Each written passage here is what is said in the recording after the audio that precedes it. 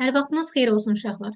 7-ci sinif fizika dərsliyindən yolun və yola görə sürətin qrafik təsviri mövzusunun mövzu izahını sizinlə paylaşacağam.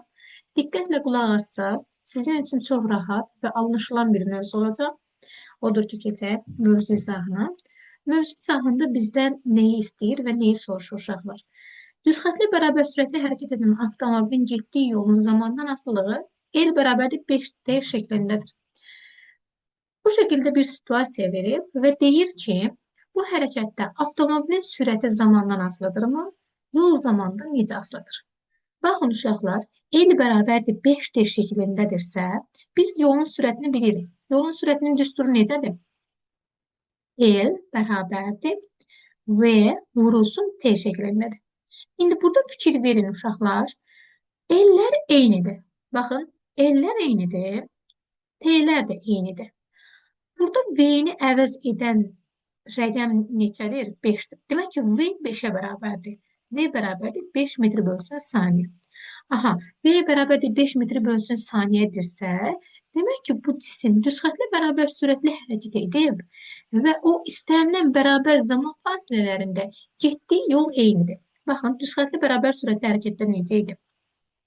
Demişdik ki, istənilən bərabər zaman fasilələrində həmin cismin, avtomobilin getdiyi yollar eyni idi. Bu o deməkdir ki, indi sürət 5 göstərib sizə burada L bərabərdir 5-dir. Birinci hissədə də bunun sürəti 5 metr bölünsün saniyədir. İkincisində də 5-ə bərabərdir. Üçüncü, hər bir bərabər zaman fasiləsində bunun sürəti dəyişmir. Yəni, sürət zamandan asılıdırmı? Xeyr, çünki sürət dəyişmir. Bəs yol zamandan necə asılıdır? Bəli, yol dəyişir. Niyə? Çünki sən əvvəlcə stabil vəziyyətdə dayanmışdın, sonradan nə etdin? Hərəkət etdin və hərəkət etdikcə hər dəfəsində getdiyin yol dəyişir. Əvvəlcə bu qədər yol getmişdinsə, daha sonra yenə də 5 metr artdı, daha sonra yenə də artdı. Bu o deməkdir ki, L bərabərdir, V vurulsun T deyildir. L T'dən yol zamandan necə mütənasib asılı olacaq? Əlbəttə ki, yol zamandan düz mütənasib asılıdır. Çünki burada V sabitdir. Yəni, V sabit olduqda L'in T'dən asılığı düz mütənasibdir. Sürətin zamandan asılılıq qrafiki çəkmiş olsa necə çəkərik? Sürətin zamandan asılılıq qrafiki isə biz dedik ki, sürət zamandan asılı deyil, düzdür. Bəs onu dediyimizi qrafik olaraq necə göstərərik? Bax, sürətin zamandan asılı deyilsə, stabil düz xətt çəkəcəyik. Və bunu da göstərmiş olduq. Düz xəttli bərabər sürətli hərəkətdə sürət zamandan asılı olmur. Bayaq dediyimiz kimi. Yəni, zaman keçsə də sürət dəyişmir. Eyni ilə buradakı kimi. Əgər sürət 20 metr bölünsün saniyə olarsa, hərəkətin istənilən zaman fasiləsində sürət dəyişməyəcək. Baxın, burada qrafik göstərib V-nin T'dən asılılığını. Görürsünüz, sürət və zaman yazıb. Və deyir ki, əgər mənim sürətim 20-yə bərabərdirsə və burada çəkib, istənilən bir zaman fasiləsində bu cismin sürəti dəyişmir. Məsələn, mən burada ikinci saniyəni götürsəm, ikinci saniyədən baxın, perpendikulyar düz xətt keçirsəm, sürət neçəyə bərabərdir? Baxın, yenə də 20-yədir. Üçüncü saniyədən də yenə də perpendikulyar düz xətt qaldırsam, yenə də 20-yə bərabər olmuş olacaq. İstənilən bir zaman fasiləsində, məsələn, burada 8-ci saniyə belə olsaydı, mən buradan yenə də perpendikulyar düz xətt qaldırsaydım, bu qrafik axı uzanır, yenə də orada sürət 20-yə bərabər olmuş olacaq idi. Və bütün bu dediklərimizdən sonra belə qənaətə gəlirik ki, sürət zaman qrafiki hansı şəkildə oldu? Sürət zaman qrafiki bayaqları dediyimiz kimi V-nin T-dən asılılığı düz xəttdir. Və uşaqlar, bu qrafikin altında qalan o fiqurun sahəsi bizə verir gedilən yol. Bax, burada V-nin T-dən asılığı deyil. Bax, bu fiqurun sahəsi, düzbucaqlı edir də, bu fiqurun sahəsi bizə verir gedilən yolu. Fikir verəyin, bu sahə də nədir? Bir tərəf V-dir, digər tərəfi də T-dir. Yəni, onda nə olacaq? Bu sahəni tapsam, S bərabərdir, A vurulsun B olmalı deyildi. İndi S-in yerinə yolla əvəz elədik və bir tərəfini V, digər tərəfinə də T yazdıq. Həqiqətən də bu qrafikin altında qalan sahə bizə verdi gedilən yolu. İndi ən sonda sizə bir əlavə material kimi məlumat verəcəm və çünki sizə məsələ həllərində lazım olacaq. Sonra keçib burada yol zaman qrafikinə. Yol zaman qrafiki nədir bə? Əslində bayaqları biz toxunduq bu yol zaman qrafikinə. Uşaqlar, yerində biz nəzər salaq. Yolun zamandan asılılıq düsturu L bərabər idi V vurulsun T-yə.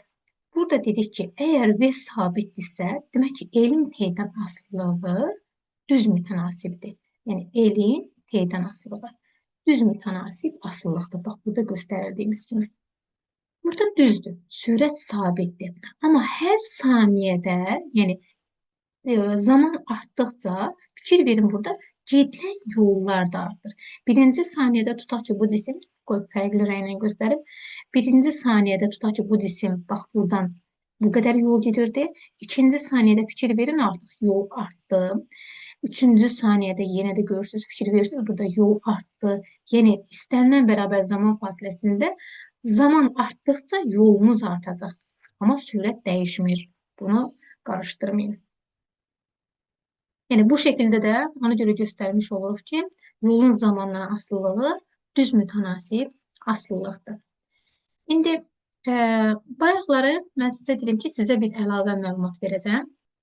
Biz sizinlə bayaqları göstərdik ki, sürətin zamandan asılılığı, yəni amma düz xətli bərabər sürətli hərəkətdən söhbət gedir. Sürətin zamandan asılılığı sabitdir. Yəni, V-nin T-dən asılılığı. Düz xətli bərabər sürətli hərəkətdə. Yazaq bura, düz xətli bərabər sürətli hərəkətdə. Bax, buna mütləq fikir verin. Sabitdir və demişdik ki, bu qrafikin altında qalan fiqurun sahəsi bizə verirdi gedilən yolu. Məsələn, burada tutaq ki, 5 saniyə olsaydı və sürətimiz də tutaq ki, 10 metr bölsün saniyə olsaydı, bu qrafikin sahəsi L bərabərdir. Burada yazaq metr bölsün saniyə. Çünki bu vahidləri qeyd etməsə artıq səhv gedər. 5-i vuracam 10-a, bu da edəcək 50 metr. Yəni, bu şəkildə biz tapa bilirdik ki, sahəyə görə yolumuz, gedilən yol 50 metrdir.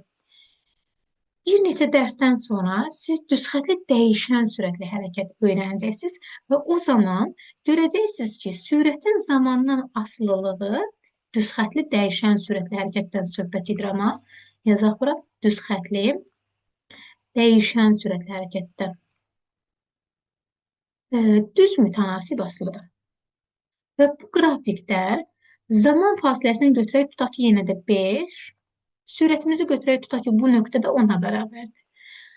Biz gedilən yolu tapanda bu qrafikin altında qalan fiqurun sahəsini hesablayacaq və bu zaman öyrəndik ki, bax, bu fiqurun hansı fiqurdur? Başqa rənglə göstərim mən sizə.